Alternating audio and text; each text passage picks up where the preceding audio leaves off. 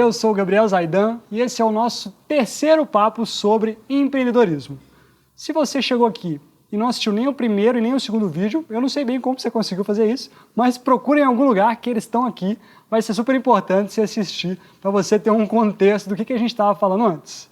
A gente começou pegando um pouco desse contexto atual, desse mundo hiperconectado que a gente vive e passamos para um momento de olhar para dentro. Quais são as coisas que me movem? Quais são os meus desejos? Quais são as vontades que poderiam me levar a fazer um empreendimento ou um projeto de vida? E ainda contei a história do meu pai, um cara que passou 29 anos trabalhando em um banco chatérrimo para só então, aos 60 e poucos anos, decidir que era hora de começar a empreender. E na minha visão, todo empreendimento é como uma espécie de uma estrutura. Você não vai simplesmente pegar um tanto de tijolo e sair construindo uma casa. Não faz o menor sentido. Imagina, você constrói, tem todo um trabalho, constrói uma parede, teto, estrutura para chegar lá na frente e descobrir que o terreno não aguenta todo o peso que você colocou ali.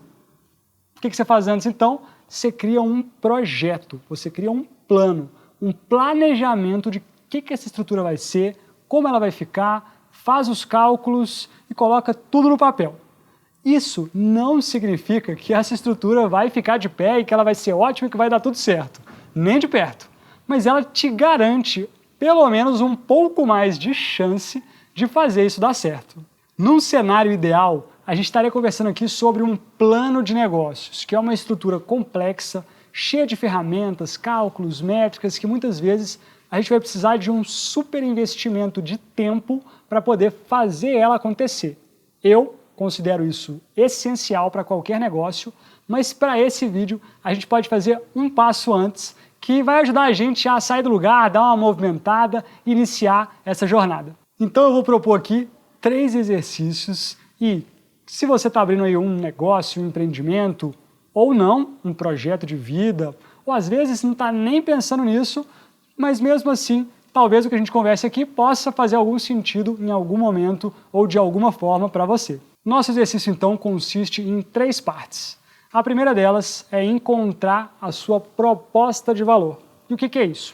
Uma proposta de valor é aquilo que só você tem, aquilo que te diferencia, que faz com que você seja único, exclusivo ou pelo menos algo que chame a atenção e te faça ser reconhecido. Vou usar o exemplo aqui do Celton, aquele quadrinista de Belo Horizonte, não sei se você conhece, mas é um quadrinista famoso aqui na nossa cidade que se veste com um terno todo amarelo e vai para o Sinal vender os quadrinhos que ele mesmo faz à mão com uma placa gigante. E ele sai correndo, ele vai do começo do Sinal até o último carro, na correria mesmo, vendendo os quadrinhos dele. Esse é um dos melhores exemplos de ação empreendedora que a gente tem aqui próximo da gente. Porque não estamos precisando falar aqui de negócios grandes, empresas com muitos sócios. Uma pessoa já é capaz de dar um ótimo exemplo de o que é encontrar soluções e empreender em um projeto verdadeiro. Se o seu empreendimento, então, é um sítio de acolhimento de cachorros resgatados, qual que é o diferencial desse sítio? Às vezes é um lugar em que a pessoa vai poder ir tomar um belo café da manhã e, enquanto toma esse café da manhã, é rodeada por cachorrinhos que ficam vindo, pulando, roubando a comida. Às vezes essa é uma experiência divertida. Ou então talvez possa ser o maior sítio de acolhimento de cachorros do Brasil. Não sei, mas é importante pensar em qual que é essa proposta que vai fazer com que o seu negócio, o seu projeto seja único. Eu contei a história do meu pai e vou usar ele de novo para poder ilustrar esse propósito. Ele resolveu abrir uma franquia de uma loja de chocolates. Bom, uma franquia é um negócio que já vem pronto. A marca, o uniforme, a comunicação, tudo já vem prontinho de fábrica, não precisa ficar pensando em nada disso. Por um lado é bom, porque você tem muito menos trabalho com essas coisas, mas por outro, tem outras várias lojas iguaizinhas vendendo os mesmos produtos, pelo mesmo preço, às vezes no espaço de 2 quarteirões. Então, como fazer para que a sua proposta seja uma proposta única de valor se tem tanta gente fazendo uma coisa parecida com você? A solução pode estar naquilo que te diferencia mesmo, naquilo que é possível ser diferenciado. Nesse caso, ele escolheu o atendimento.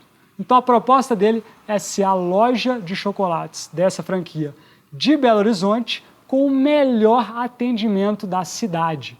você vai chegar lá, vai ser recebido, vai sentar numa cadeira, alguém vai vir, vai trazer um café, vai ganhar um brinde, vai ter alguma coisa assim.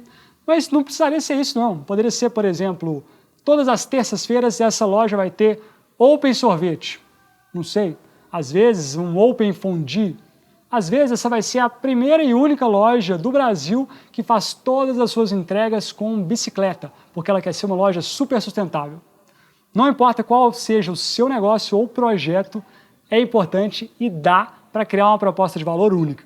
Então anote todas essas suas ideias, coloque num papel para depois você refletir sobre qual vai ser ou quais vão ser as suas propostas de valor únicas. O nosso segundo exercício vai ser pensar em como fazer um MVP.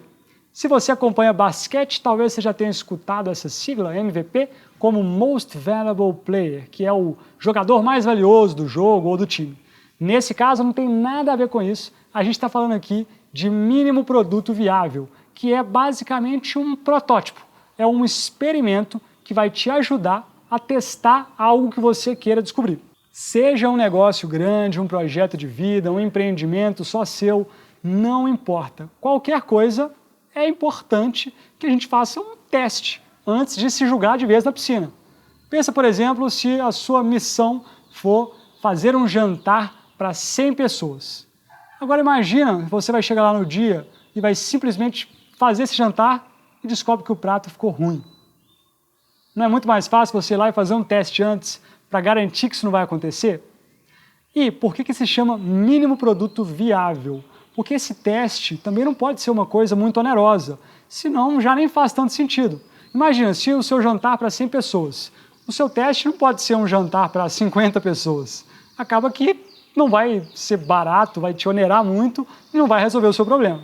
Aqui talvez seja legal então você fazer um prato com o que você vai querer apresentar aquele dia, no dia do jantar para 100 pessoas, você experimenta aquele prato, pode ser sozinho, pode ser para alguém, talvez 2 ou 3 pessoas, e vê se o gosto ficou bom. Se tiver ficado legal, aí pronto. Aí seu teste já está feito, você já descobriu o que você queria saber. Tendo isso em vista, então, a gente pensa então que esse teste ele tem sempre que ter um objetivo claro e bem definido. Vou usar o exemplo aqui de uma loja de açaí. Vamos dizer que é a minha loja de açaí e eu estou querendo lançar aí um novo produto inovador, que é um açaí com pimenta. Coisa inovadora, coisa do mercado inovador. Como é uma ideia meio ousada, colocar pimenta num açaí que é doce, eu acho que seria legal fazer um teste. E o meu objetivo nesse teste, então, vai ser descobrir se, bom, fica gostoso comer açaí com pimenta. Em seguida, eu vou pensar nas métricas. Como que eu vou avaliar se ficou gostoso ou não ficou? Nesse caso, então, a minha métrica pode ser a pesquisa que eu vou fazer com as pessoas que eu vou rodar esse teste. Em seguida, eu vou definir a meta. E essa meta, então, é um valor que eu quero alcançar. Vamos dizer, então, que a minha meta é 50% de aprovação, ou seja, vamos dizer que eu vou rodar isso com 20 pessoas, vou dar o açaí para 20 pessoas provarem, pelo menos 10 tem que falar, esse açaí está uma delícia. Senão, meu teste não deu certo. Essa, então, é a minha meta. Para fechar, eu defino um orçamento e um prazo, ou seja, vou investir ali R$30, que é o que eu preciso para comprar pimenta, porque se eu já tenho uma loja de açaí, o produto eu já tenho, e o meu prazo vai ser 2 dias, que é, eu vou experimentar com as próprias pessoas que estiverem passando na loja. Então tá aí, está definido então meu orçamento, meu prazo, a minha métrica, a minha meta e o meu principal, que é o objetivo que eu quero atingir com esse mínimo produto viável. Depois que o teste estiver feito, todo mundo já tiver provado o açaí, eu vou então colher o resultado. Eu vou lá, vou fazer a minha pesquisa, perguntar para o pessoal o que eles acharam e nesse momento eu tenho que ter bastante cuidado. Porque pensa comigo, se eu chego para minha mãe e falo assim, ô mãe, o que você achou disso aqui que eu fiz? Ela vai falar, tá ótimo, nossa, tá maravilhoso, filho, que delícia esse açaí.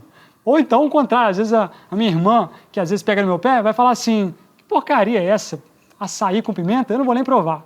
Então pode ser legal você tentar pegar essa opinião de forma mais não enviesada possível. Ou seja, às vezes é um teste anônimo, às vezes você vai pedir para alguém rodar essa pesquisa por você, às vezes você vai deixar um papel na mesa lá e a pessoa mesmo escreve. Dá um jeito de não enviesar esse resultado. E aí você vai chegar então com um sucesso ou um fracasso eficiente. E preste atenção na palavra eficiente. O importante do MVP é o aprendizado. Então, se a sua meta foi batida e o teste foi um sucesso, o que você aprendeu com isso? A mesma coisa vale se der tudo errado, ninguém gostou, o que você aprendeu com isso? É sempre importante pensar nas ideias acessórias. Então, às vezes, o meu açaí ali não deu certo, mas alguém sugeriu colocar alho no açaí. E não é pimenta que vai dar certo, agora é alho. Pode ser que essa ideia seja péssima, mas às vezes é uma ideia de colocar banana no açaí. Quem sabe não foi assim que surgiu esse nosso prato aí que a gente come constantemente. E você pode e deve fazer um tanto de MVP. Não tem contra-restrição para teste. A única coisa é que você precisa deixar ele como um mínimo produto viável. Não dá para gastar muito dinheiro nem muito tempo. É um teste. Mas você pode fazer vários, um atrás do outro, e aprendendo, descobrindo, até chegar em um argumento que você fala, ok, isso aqui eu testei, isso aqui eu acho que está pronto para ser lançado. O terceiro e último exercício que eu vou propor é o chamado Roadmap, ou então um mapa da estrada. Nada mais é do que uma espécie de um cronograma.